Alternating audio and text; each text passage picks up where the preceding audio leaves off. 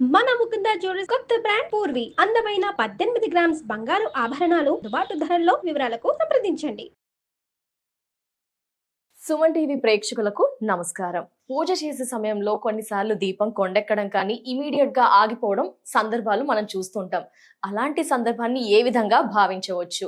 So మనం కొందరు దాన్ని చెడుగా భావిస్తారు, అలా జరగకూడదు అని కొందరు అంటుంటారు. అయితే దీని గురించి ఒక పూర్తి వివరణ ఇవ్వడానికి ప్రస్తుతం మనతో పాటు ఉన్నారు ప్రముఖ ఆధ్యాత్మికవేత్త, వాస్తు జ్యోతిష్య పండితులు బ్రహ్మశ్రీ నానాజీ పట్నాయక్ గారు. వారితో మాట్లాడదాం. గురుగారు నమస్కారం. గురుగారు, శ్రీమాత్రే నమః. సార్, కలవరపడిపోతూ ఉంటాం సార్, భయం వేస్తుంది. అంటే వింటూ ఉంటాం కదా, అలా కొండెక్కకూడదు, ఆరిపోకూడదు పూజ చేసే టైంలో అంటూ ఉంటారు. దీన్ని మీరు ఏ విధంగా చెప్తారు? ఏ విధంగా దాని అర్థం ఏంటి, అంతరార్థం ఏంటి సార్? అయితే విషయాలు చెప్తుంది నేను ఇప్పుడు కూడా చెప్పిస్తుంది సాక్షాత్ లలిత అమ్మవారిగా భావిస్తూ అమ్మవారి కోసం నమస్కారం చేసుకుంటూ, ఫస్ట్ ఆఫ్ ఆల్ ఏంటంటే దీపము ఒక్కొక్కసారి వెలిగిస్తుంటే వెలగదు. అవును గురుగారు. సమ్ టైమ్స్ వెలిగినా కూడా చెడమెడలాడుతూ ఉంటుంది. అది ఒక్కొక్కసారి మన తడి చేత్తో ఒత్తిడి చేయడం వల్ల కూడా జరుగుతుంది. మూడోది ఏంటంటే వెలిగిస్తే ఆరిపోతూ ఉంటుంది 2-3 సార్లు మన దీపం జరుగుతుంటుంది. అది లాజికల్గా చూసుకుంటే ఏదైనా గాలి వస్తుందో చూసుకోవాలి.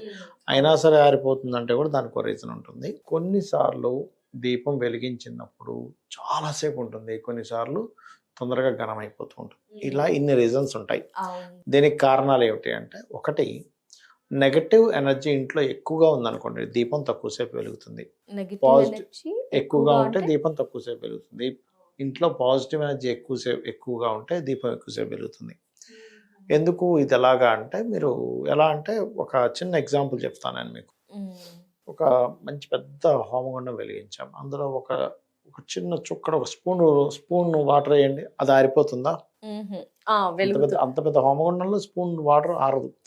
అదే ఒక చిన్న దీపం, ఒక క్యాండిల్ వెలిగించి దాని మీద ఒక స్పూన్ వాటర్ వేయండి, ఆరిపోతుంది. అంటే ఏంటి, ఇక్కడ పాజిటివ్ ఎనర్జీ మీరు కాసేపు మంట అనుకోండి, ఫైర్ అనుకోండి, నెగిటివ్ ఎనర్జీస్ కొంచెం వాటర్ అనుకోండి.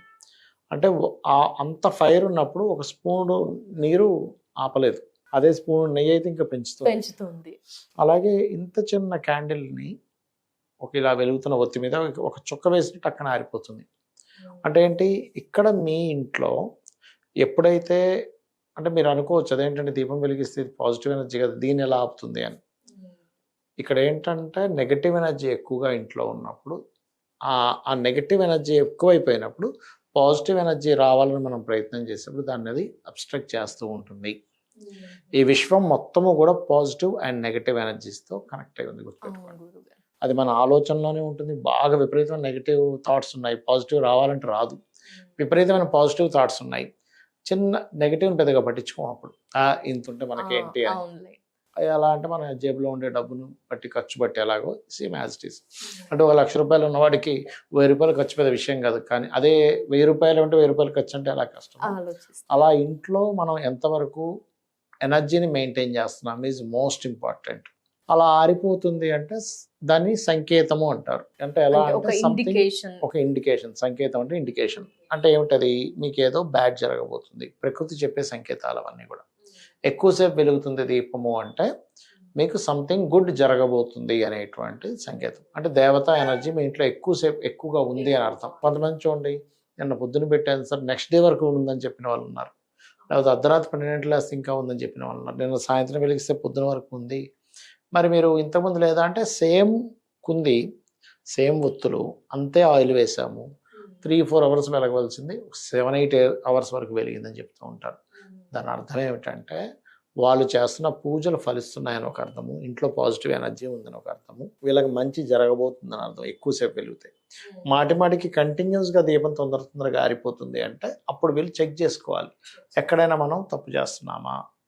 నిర్ణయాలు కావచ్చు, ఇన్వెస్ట్మెంట్స్ విషయంలో కావచ్చు, బిజినెస్ విషయంలో కావచ్చు, కొత్త వ్యక్తులు పరిచయం అవడం వల్ల కావచ్చు, లేకపోతే ఇంట్లో ఏదైనా నెగిటివ్ ఎనర్జీ ఫామ్ అయ్యేలాగా మనం ఏమైనా చేస్తాం. అసలు ఈ నెగిటివ్ ఎనర్జీస్ ఎలా ఫామ్ అవుతాయంటే, ఇంట్లో ధూళి దుమ్ము ఎక్కువగా ఉన్నప్పుడు, ఇంట్లో వాళ్ళు మాటిమాటికి గొడవలు పడుతుంటాయి, ఇంట్లో వాళ్ళు ఉదయం నిద్ర లేచిన వెంటనే స్నానం చేయకుండా సాయంత్రం వరకు, మధ్యాహ్నం వరకు అలాగే తిరుగుతూ ఉంటాయి, మార్చిన వస్త్రాలని మరలా కట్టుకుంటూ ఉంటాయి. ఇవన్నీ అలక్ష్మి అంటారు. అంటే లక్ష్మీదేవికి విరుద్ధమైనటువంటివి. లక్ష్మీదేవి విరుద్ధమైనటువంటివి కూడా నెగిటివ్ ఎనర్జీస్ ఫామ్ అవుతాయి. కాబట్టి ఇవి గనక ఎవరైతే ఖచ్చితంగా పాటిస్తారో, నిత్యం ఉదయం సాయంత్రం దీపారాధన చేయడము, అమ్మవారికి ఏదైనా నైవేద్యం పెట్టడం, దాన్ని స్వీకరించడం, మనం తిన్న ప్రతిదీ కూడా అమ్మవారిని తలుచుకుంటూ తినడం, లేదా వారి ఇష్టదైవం ఎవరినైనా చేయడం చేస్తూ ఉంటే అప్పుడు క్లియర్ అవుతుంది. చాలామంది చూడండి, అందుకే వారానికి ఒకసారైనా నీట్గా మొత్తం క్లీన్ చేసేసుకుంటారు. బికాస్ ఆఫ్ నెగటివ్ ఎనర్జీకి స్థానం ఈజ్ ధూళి దుమ్ము. మార్చిన బట్టలు, ధూళి దుమ్ము, స్నానం. అందుకే మనం స్నానం చేసేటప్పుడు కూడా శనివారాలు సోమవారాలు ఖచ్చితంగా తలంటుకోవాలంటారు. దానికి కూడా కొన్ని వారాలు ఉన్నాయి. ఇవి కనుక మనం మెయింటైన్ చేస్తే మనలోని, మన ఆలోచనల్లోని, మన గృహంలోని నెగిటివ్ ఎనర్జీ ఎప్పుడైతే లేదో, పాజిటివ్ ఎనర్జీ ఎప్పుడైతే ఉంటుందో, మనకి చుట్టూ ఆరా అనేటువంటిది ఉంటుంది. ఆ ఆరా మన మహాదశ, అంతర్దశ, మనం తీసుకునే నిర్ణయాలతో సంబంధం ఉంటుంది. ఆ సంబంధం ఉన్నటువంటి ఆరా ఎప్పుడైతే పాజిటివ్ దీంట్లోకి మనం ఎంటర్ అవుతుంటామో ఇంట్లో, అందుకే చూడండి కొంతమంది ఇళ్లలోకి ఇంటికి వెళ్ళాలంటే కొంతమందికి అబ్బాయి ఏమి ఇంటికి వెళ్తా అంటాడు, కొంతమంది అబ్బాయి ఇంటికి ఇప్పుడు వెళ్ళిపోతానా అంటాడు. ఇంటికి వెళ్తే నాకు ప్రశాంతంగా ఉంది అన్నారు అంటే ఆ ఇంట్లో పాజిటివ్ ఎనర్జీ ఉంది, పాజిటివ్ మనసులు ఉన్నారు, పాజిటివ్గా మాట్లాడుతున్నారు.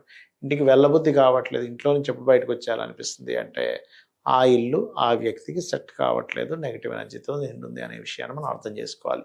ఈ పాజిటివ్ ఎనర్జీ నింపేటువంటి విషయాలు ఇంకొన్ని విషయాలు ఏమిటి అంటే, ఒకటి ఎక్కువ నెగిటివ్ ఎనర్జీ ఉందని మీకు అర్థమైంది అనుకోండి, గోమూత్రాన్ని ఇంట్లో జల్లి ఒక 10 నిమిషాల తర్వాత కల్లుప్పు ఉంటుంది, కల్లుప్పుని వేసి కలిపేసి దాంతో నీట్గా దానిలో కొంచెం పసుపు కూడా వేసి తుడి చేస్తే కనుక అలా 11 రోజులు కంటిన్యూ చేస్తే కూడా నెగిటివ్ ఎనర్జీ పోతుంది. ఇంట్లో అందుకే సాంబ్రాని, గుగ్గిలం వేస్తూ ఉంటారు నెగిటివ్ ఎనర్జీ పోగొట్టుకోవడానికి. బాడీలో ఉందండి నెగిటివ్ ఎనర్జీ పోవాలి అంటే చక్కగా మీరు ఒక టబ్ తీసుకోండి, ఈ మోకాల వరకు ముంచే అంత టబ్ ఉండాలి.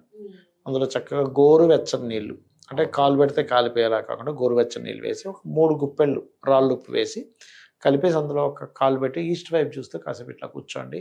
మీకు 2 to 3 minutesలో కంప్లీట్ ఎనర్జీ ఏదైతే నెగిటివ్ ఏదైతే ఉందో పోయిన ఫీలింగ్ మీరు స్పష్టంగా చూడొచ్చు. తప్పకుండా గురువు గారు. ఎప్పుడైనా చేయొచ్చా గురువు గారు? ఇది ఎప్పుడైనా చేయొచ్చు. సాటర్డేస్ అయితే ఇంకా బాగా పనిచేస్తుంది. సాటర్డేస్ అయితే సో ఇవి పాటించడం ద్వారా మీరు అర్థం చేసుకోవచ్చు ఈ దీపం ఒక సంకేతము.